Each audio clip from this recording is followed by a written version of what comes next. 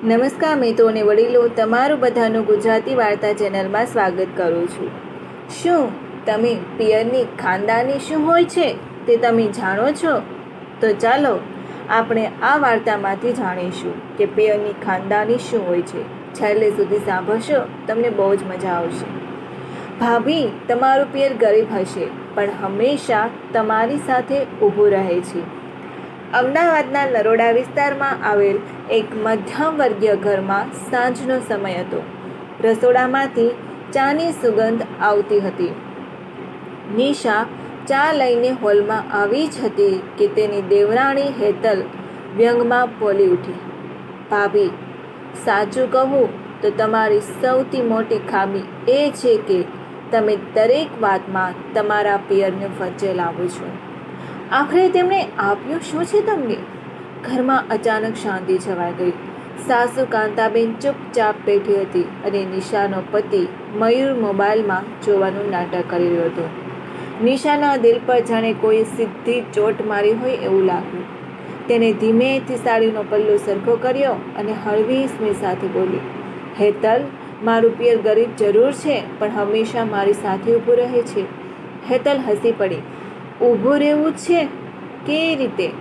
લગ્નમાં એક સારી અલમારી પણ આપી નહોતી અને દરેક તહેવારે ફક્ત મીઠાઈનો ડબ્બો લઈને આવી જાય છે.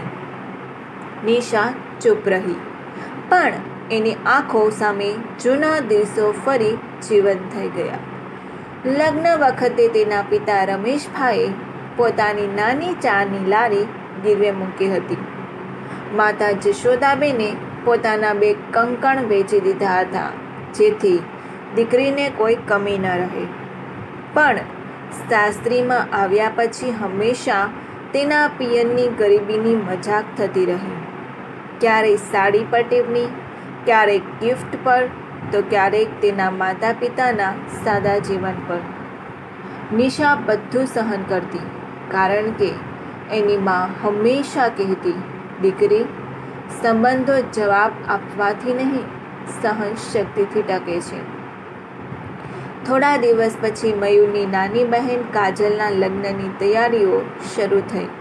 ઘરમાં ધામધૂમ મચી ગઈ. હેતલ ગર્વથી બધાને કહેતી, મારા પપ્પા તો લગ્નમાં કાર આપવાના છે અને મામા આખું કેટરિંગ સંભાળશે. કાંતાબેન પણ ગર્વથી બધાને આ વાતો કરતી હતી. નિશા રસોડામાં કામ કરતી રહી અને વિચાર્યું કે પોતાના પિયરમાંથી થોડી મદદ માંગે. પણ તરત જ એને પોતાના વૃદ્ધ પિતાનો થાકેલો ચહેરો યાદ આવી ગયો. એમને જીવનભર ઘણું આપ્યું છે, હવે હું શું માગું? એ મનમાં બોલી ગઈ. લગ્નના 2 દિવસ બાકી હતા ત્યારે અચાનક મયુરના બિઝનેસમાં મોટું નુકસાન થયું.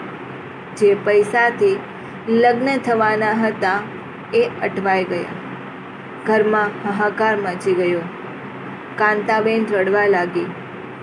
મયુર માથું પકડીને બેસી ગયો. હેતલ તરત પોતાના પિયરમાં ફોન કર્યો, પપ્પા, થોડા પૈસા જોઈએ છે.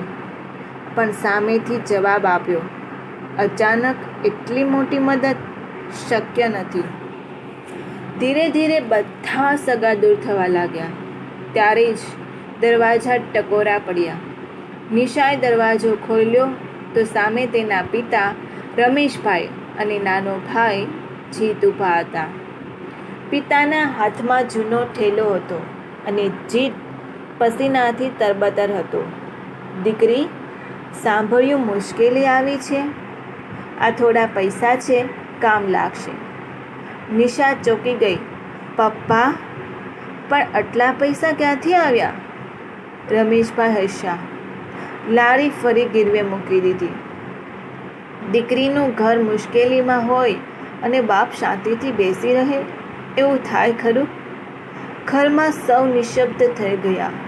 જે પિયરથી રોજ મજાક ઉડાવવામાં આવતી હતી એ જ આજે સૌથી પહેલાં મદદ માટે ઊભું હતું.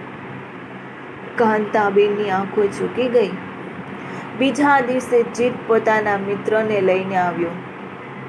કોઈ ડેકોરેશન કરતું હતું, કોઈ લાટ લગાવતું હતું, કોઈ મહેમાનોને પાણી પીવડાવતું હતું. જશોદાબેન રસોડામાં સ્ત્રીઓ સાથે કામે લાગી ગઈ. તેમણે એટલા પ્રેમથી આખું ઘર સંભાળી લીધું કે કોઈને અંદાજ પણ ન આવ્યો કે 2 દિવસ પહેલાં આ ઘરમાં સંકટ હતું. જ્યાં હેતલના અમીર સગા ફક્ત સલાહ આપી ચાલ્યા ગયા હતા, ત્યાં નિશાનું ગરીબ પરિવાર આખી જવાબદારી ઉઠાવી રહ્યું હતું. લગ્નના દિવસે બધું ખૂબ સરસ રીતે પૂર્ણ થયું. કાજલની વિદાય વખતે કાંતાબેન રડતા રડતા જશોદાબેનને ભેટી પડી. બહેન, અમે તમને હંમેશા ખોટું સમજ્યા, અમને માફ કરી દો.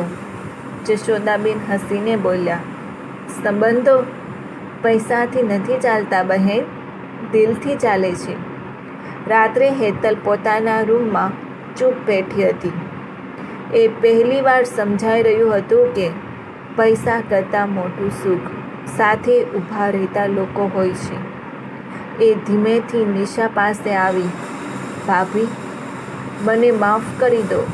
મેં હંમેશા તમારા પિયરને નાનું સમજી. નિશા સ્મિત કરીને બોલી, કોઈ વાત નહીં હેતલ. લોકો ઘણીવાર ચમક જોઈને નિર્ણય લે છે, પણ મુશ્કેલીનો સમય જ સાચા સંબંધોની ઓળખ કરાવે છે. હેતલની આંખોમાંથી આંસુ વહેવા લાગ્યા. આજે સમજાયું, ગરીબ એ નથી જેના પાસે પૈસા ઓછા હોય. ગરીબ તો એ છે જેના સંબંધોમાં પ્રેમ ન હોય. નિશાએ તેનો હાથ પકડી લીધો. તે દિવસ પછી ઘરનું વાતાવરણ સંપૂર્ણ બદલાઈ ગયું. હવે કોઈ નિશાના પિયરની મજાક નહોતું ઉડાવતું. તહેવારો પર જ્યારે રમેશભાઈ સાદા કપડામાં આવતા, ત્યારે કાંતાબેન પોતે દરવાજા સુધી જઈ તેમનું સ્વાગત કરતી. હેતલ પણ પોતાના હાથથી તેમને ચા બનાવી આપતી. અને નિશા હવે જ્યારે પણ પોતાના પિયરમાં જતી, ત્યારે એની શરમ નહીં, ગર્વ અનુભવાતો. કારણ કે તેના પિયરે એને દહેજ નહીં, સંસ્કાર આપ્યા હતા. પૈસા નહીં, મુશ્કેલીમાં સાથે ઊભા રહેવું શીખવ્યું હતું. અને એ જ દુનિયાની સૌથી મોટી સંપત્તિ હતી. પ્રિય મિત્રો, મને આશા છે કે તમને આ વાર્તા ગમી હશે. અને જો ગમી હોય તો કૃપા કરીને લખો કે તમને કેવી લાગી. આપનો દિવસ શુભ રહે તે માટે જય શ્રી કૃષ્ણ. સાંભળવા માટે ખૂબ ખૂબ આભાર વ્યક્ત કરું છું. આ ચેનલને સબસ્ક્રાઈબ કરવાનું ભૂલતા નહીં. આ વિડીયો પસંદ આવ્યો હોય તો તમારા મિત્રો જોડે શેર જરૂર કરજો.